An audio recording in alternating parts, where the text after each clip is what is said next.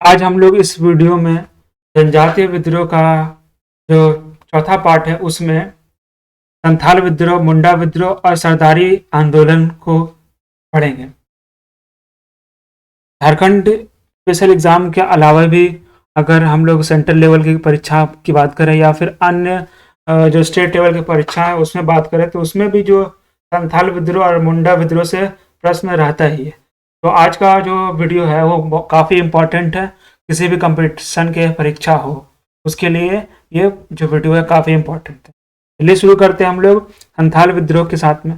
संथाल विद्रोह का जो समय काल है वो 1855 से लेकर 1856 का समय काल है।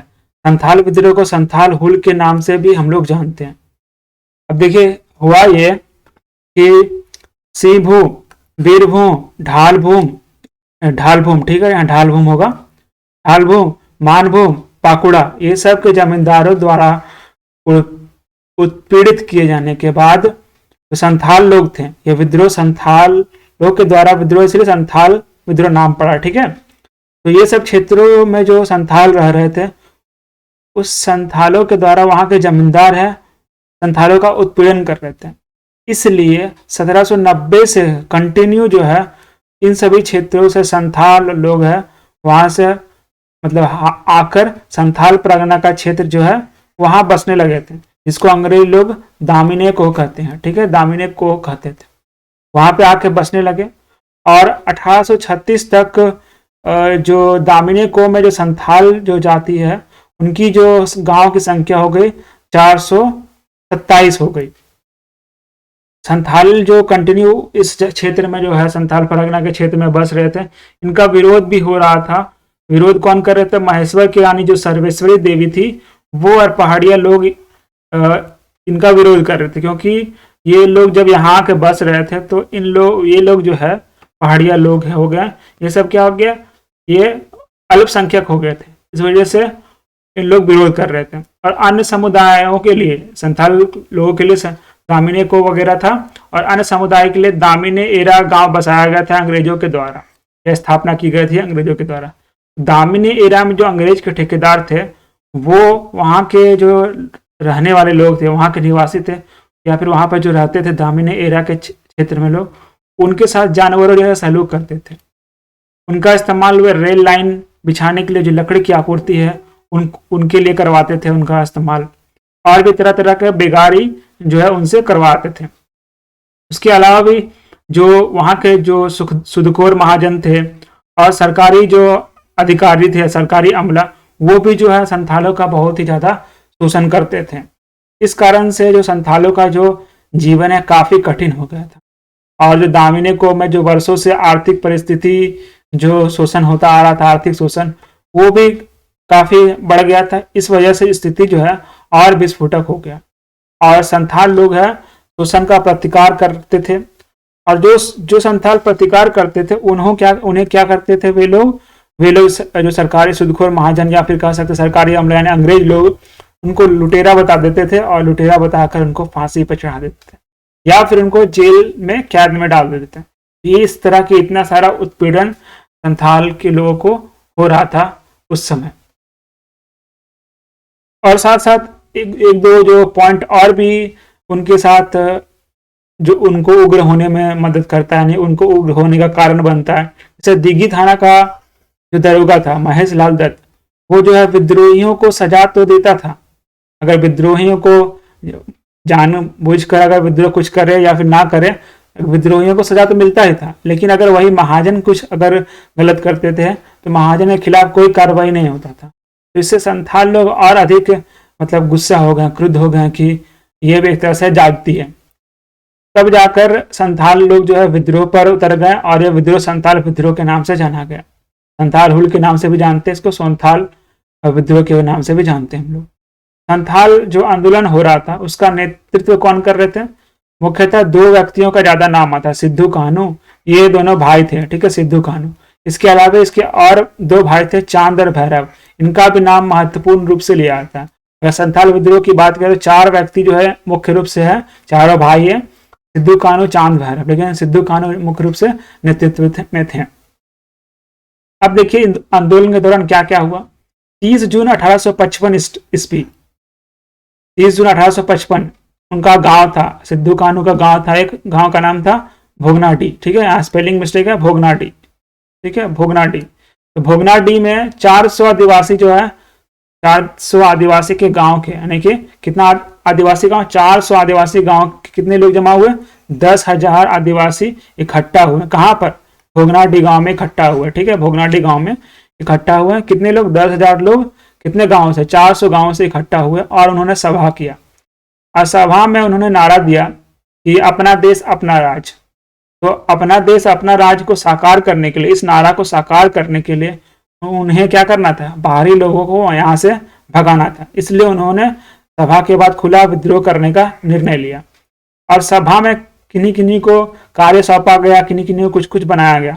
सीधो जो थे, सीधो उनको राजा बनाया गया, और कान्हू जो है दूसरे भाई थे उनके, उनको मंत्री बनाया गया, और चांद को प्रशासक बनाया गया, और भैरव को सेनापति चुना गया।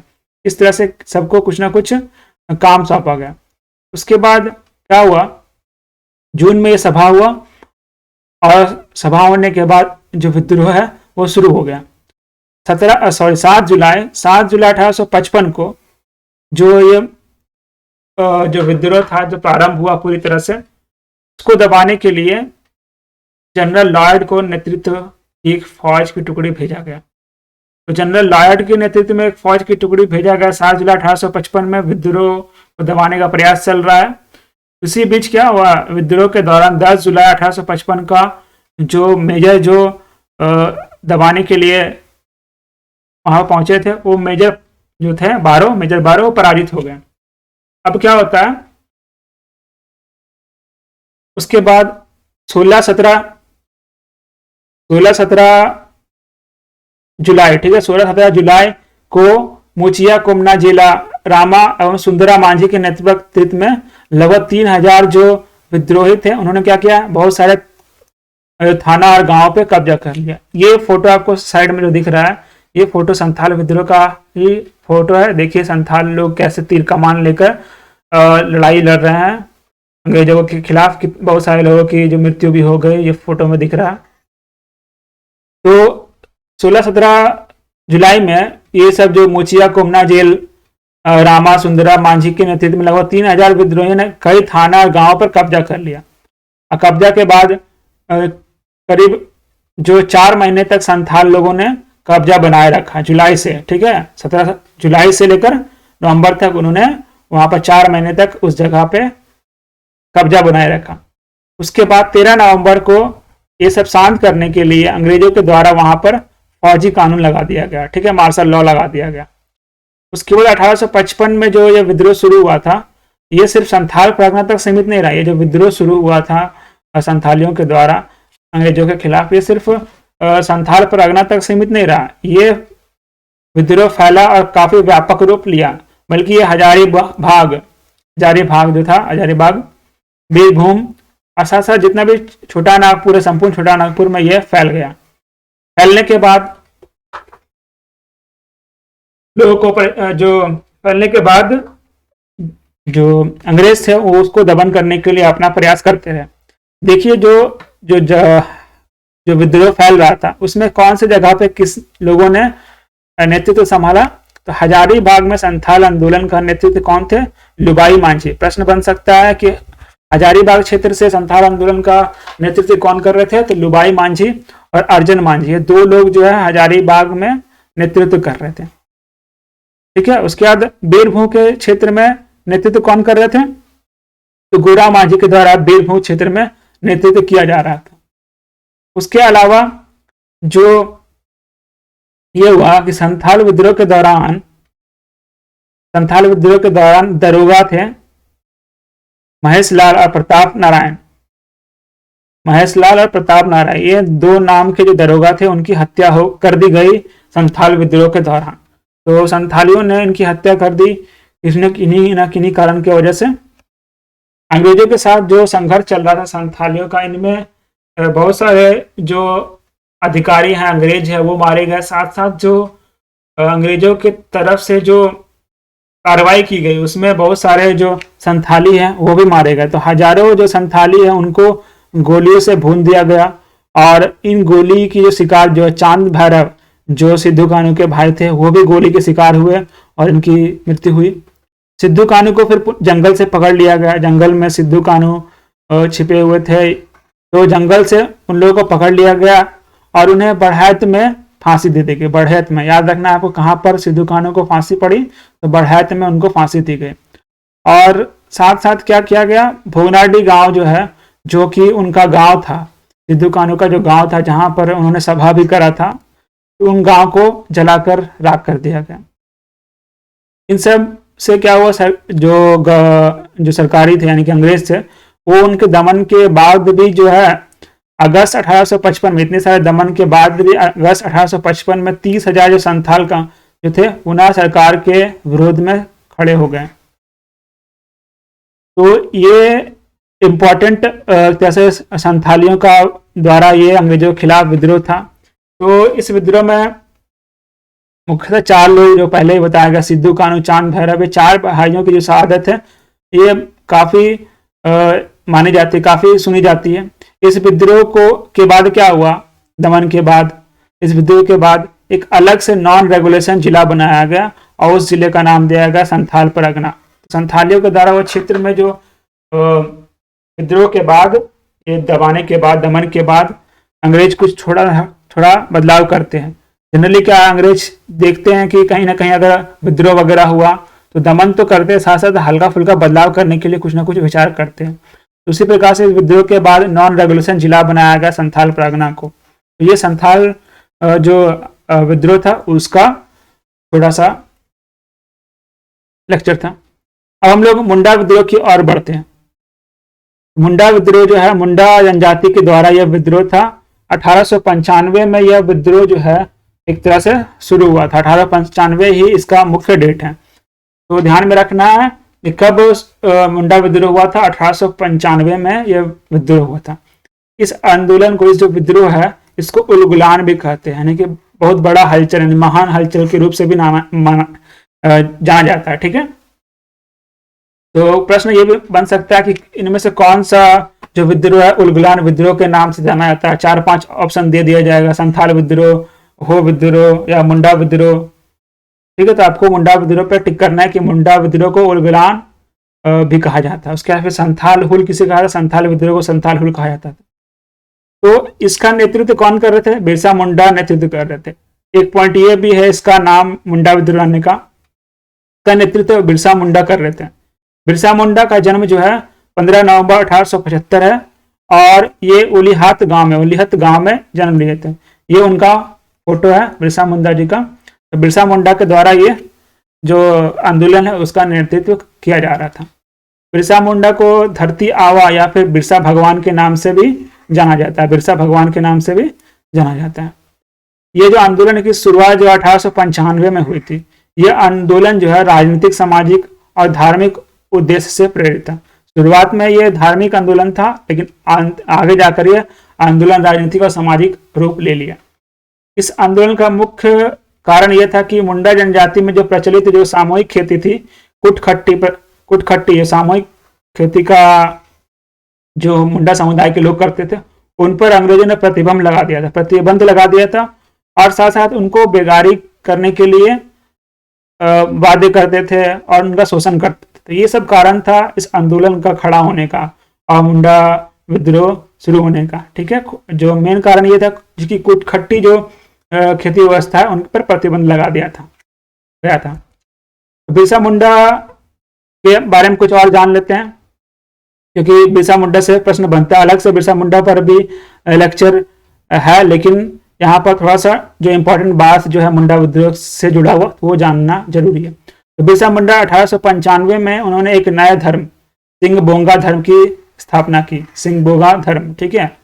उन्होंने जो बोंगा क्या है, बोंगा जो होता है इसको देवी देवताओं को बोंगा बोलते हैं। ठीक है, देवी देवताओं को बोंगा बोलते हैं और सिंह बोंगा उनका एक तरह से मेन मुख्य जो देवता के रूप में माना जाता है। तो उन्होंने अनेक जो बोंगाओं थे, अनेक देवी देवता, उनको छोड़कर एक देवता यानी कि सिंह बोंगा की आराधना करने पर जोर दिया और उन्हीं का उसी चीज का संदेश दिया। साथ साथ उन्होंने ये भी कहा कि वो जो है जो बिरसा मुंडा जी, वो स्वयं को सिंगभोंगा का दूत घोषित किया उन्होंने खुद को, और यह भी प्रचारित किया कि सिंगभोंगा ने उन्हें एक चमत्कारिक शक्ति दी है जिससे वो किसी भी रोगी को ठीक कर सकते हैं। इससे जो इस चीज को धार्मिक स्थिति से जोड़ के लोगों पर इस चीज का प्रभाव पड़ता है और जो इसके जो फॉलोअर है वो बनते हैं। 1895 में बिरसा मुंडा को सरकारी जो है सरकार, ब्रिटिश सरकार, उसके खिलाफ जो है विरुद्ध करने के षड्यंत्र में क्या किया गया, 2 वर्ष के लिए जेल भेज दिया गया। 1895 में ही ब्रिटिश सरकार के खिलाफ षड्यंत्र रचने के आरोप में 2 वर्ष के लिए जेल भेज दिया गया।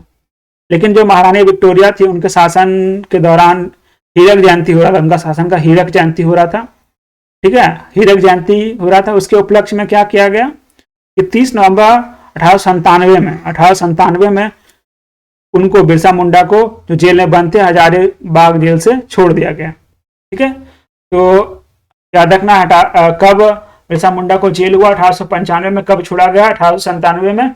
इस कारण तो शासन का हीरक जयंती मनाया जा रहा था, इस वजह से उनको छोड़ दिया गया। अब देखिए, उसके बाद डुबरूबुरु में बिरसा ने अपने, डुबरूबुरु जो जगह है वहां बिरसा ने अपने जितने विश्वास पात्र लोग थे, इस जगह का नाम याद रखना है, डुबरूबुरु। तो वहां पर जितने भी विश्वास पात्र लोग थे, मंत्री और प्रतिनिधि, को एक सभा बुलाई और उस समय उन्होंने 25 दिसंबर 1899 को विद्रोह करने का निर्णय लिया, पुनः एक विद्रोह करने का निर्णय लिया और यह विद्रोह फैला। यह विद्रोह जो है खूंटी, कहाँ फैला, यह खूंटी, रांची, तमाड़, बसिया, चक्रधरपुर, इस सब स्थानों पर फैलकर आंदोलन हुआ। अब देखिए क्या, सब जगह पे अलग अलग जो अलग सब लोग थे उनको अलग अलग कार्य सौंपा गया। जैसे कि दोनका मुंडा को राजनीतिक मामला दिया गया, राजनीतिक चीज को देखा जाएगा। सोमा मुंडा को धार्मिक और सामाजिक मामले का प्रमुख बनाया गया, और साथ साथ उनका जो सहयोगी था गया मुंडा, उनको सेनापति नियुक्त किया गया। उसके बाद अलग अलग जगह पर, जैसे खोटी, तोरपा, बुंडू, कर्रा, रांची, कौर, रांची, सिसई, बसिया, ये सब क्षेत्र में बिरसा के सैनिक बहुत सक्रिय थे और वहां पर वो कार्य कर रहे थे। और इस जो आंदोलन का जो केंद्र बना, मुख्यालय बना, खूंटी बनाया गया। तो ध्यान रखना, आंदोलन की शुरुआत 1895 हुई थी, लेकिन ये जो आंदोलन जो है वो एक तरह से 1900 तक चला था। ठीक है, 1900 तक ये आंदोलन चला था, यानी कह सकते हैं बिरसा की मृत्यु के तक। तो ध्यान में रखना है, अगर मुंडा विद्रोह का समय काल बताया जाए तो 1895 में शुरू हुआ था और 1900 तक ये चला था। अब देखिए, इस विद्रोह के समय वहां पर उपायुक्त कौन थे, रांची के उपायुक्त थे स्ट्रेटफील्ड। उस समय रांची के उपायुक्त थे स्ट्रेटफील्ड, वहां के उपायुक्त थे। 3 फरवरी 1900 को बदगांव के जगमोहन सिंह, ये चीज ध्यान रखना है, 3 फरवरी 1900 को बदगांव के जगमोहन सिंह के जो आदमी थे, जगमोहन सिंह के आदमी, उनका नाम था वीर सिंह महली। वीर सिंह महली ने लालच में 500 रुपया का लालच दिया गया वीर सिंह महली को अंग्रेजों के द्वारा। तो 500 रुपये के लालच में आकर उन्होंने बिरसा मुंडा को गिरफ्तार करवा दिया। किसने गिरफ्तार कराया, तो वीर सिंह महली ने बिरसा मुंडा को गिरफ्तार कराया 3 फरवरी 1900 को। उसके बाद जब गिरफ्तार हो गए तो जेल में गए, और जेल में जो है उनकी मृत्यु हो गई हाईजैक की वजह से। हाईजैक की वजह से उनकी मृत्यु हो गई। कब हो गई, तो 9 जून 1900 को उनकी मृत्यु हो गई। फरवरी में उन्हें जेल हुआ और जून में उनकी मृत्यु हो गई। 9 जून 1900 को हाईजैक की वजह से रांची जेल में बिरसा की मृत्यु हो गई, बिरसा मुंडा की मृत्यु हो गई। अब देखिए क्या है, बिरसा आंदोलन की वजह से कुछ बदलाव आया। इस आंदोलन की वजह से अंग्रेजों ने कुछ परिवर्तन किए। उसके परिणाम स्वरूप क्या हुआ, 1902 में गुमला को और 1903 में खूंटी को अनुमंडल बनाया गया। ठीक है, याद रखना है, ये जो मुंडा विद्रोह था उसके बाद 1902 में गुमला को और 1903 में खूंटी को अनुमंडल बनाया गया। और साथ साथ 11 नवंबर 1908 को, उसके बाद 11 नवंबर 1908 को छोटा नागपुर काश्तकार अधिनियम लागू किया गया। ठीक है, ये लागू किया गया। जो छोटा नागपुर काश्तकार अधिनियम, इस पर भी वीडियो लूंगा जिसमें बताऊंगा कि काश्तकार नियम में क्या क्या डाला गया। अब देखिए आगे बढ़ते हैं, सरदारी आंदोलन। तो सरदारी आंदोलन जो है, इसका समय काल जो था 58 से 95 के बीच में काफी लंबा समय तक ये चला, और ये चरण में चला, मुख्यतः 3 चरण में चला, 58 से 81 के बीच में, फिर 81 से 90, 90 से 95 के बीच में, सब 3 चरण में चला। तो ये जो सरदारी आंदोलन था, ये मुंडा सरदारों के द्वारा आंदोलन किया गया था। मुंडा सरदारों के द्वारा आंदोलन किया गया था जमींदारों के खिलाफ, ठीक है, जमींदारों के विरुद्ध यह आंदोलन था, जिसमें जो जनजाति के जो भूमि जो है जमीन छीन लिया जाता था, उस वजह से उनके खिलाफ, और जो सामूहिक खेती था उन पर प्रतिबंध वगैरह, उनके खिलाफ यह सरदारी आंदोलन हुआ, ठीक है। और एक लाल लोकनाथ के सर्वेक्षण के आधार पर यह पता चलता है कि 1867 में छोटा नागपुर टेन्योर्स एक्ट जो था, टेन्योर्स एक्ट, छोटा नागपुर टेन्योर्स एक्ट, वो जो पारित किया गया, उसके अनुसार पिछले 20 वर्षों में जितने रैयत से भूई हरी जमीन छीनी थी, उन्हें भूमि लौटाया जाना था, उन्हें भूमि में वो भूमि जो है उन्हें भूमि लौटाया जाना था, ठीक है, उन्हें। मतलब ये लास्ट पॉइंट यही कह रहा है कि लाल लोकनाथ के सर्वेक्षण के आधार पर 1867 का जो एक्ट पारित किया गया था, उसके अनुसार जो 20 वर्षों में जितना भी उन्होंने जमीन छीना गया था, उन्हें लौटाना था। तो सरदारी आंदोलन में मुख्यतः आपको दिमाग में ये रखना है कि यह आंदोलन का काल क्या था, ठीक है। प्रश्न बनता है कि सरदारी आंदोलन कब हुआ था, तो ये 1858 से 95 के बीच में। चरण भी याद रख लीजिएगा, प्रथम चरण, द्वितीय चरण, तृतीय चरण का समय काल, और कब क्यों हुआ था ये याद रखना है कि क्यों हुआ था। तो कारण ये कि जमींदारों के विरुद्ध जो है भूमि छीन लेने की वजह से सामूहिक खेती के विरुद्ध में था। तो ये था आज के वीडियो में आपका जो संथाल विद्रोह है, मुंडा विद्रोह और सरदारी विद्रोह। तो उम्मीद है आपको काफी कुछ यहाँ पर जानने को मिला होगा इन विद्रोह के बारे में। अगर आप मुझसे जुड़ना चाहते हैं, इंस्टाग्राम पे के इस आईडी पर फॉलो करके जुड़ सकते हैं, ट्विटर पे इस आईडी से जुड़ सकते हैं, और टेलीग्राम पर जरूर जुड़े, जहाँ पर मैं इस वीडियो का जो लेक्चर का वीडियो है लिंक है उसको डालता हूँ, पीडीएफ डालता हूँ, और भी इंपॉर्टेंट जो फैक्ट्स होते हैं, इंपॉर्टेंट डॉक्यूमेंट्स होता है उसको डालता हूँ, जहाँ पर आप इससे प्राप्त कर सकते हैं और जो है अपने कंपटीशन की परीक्षाओं को बेहतर कर सकते हैं, तैयारी बेहतर कर सकते हैं। तो थैंक यू दोस्तों, हैव अ नाइस डे, जय हिंद।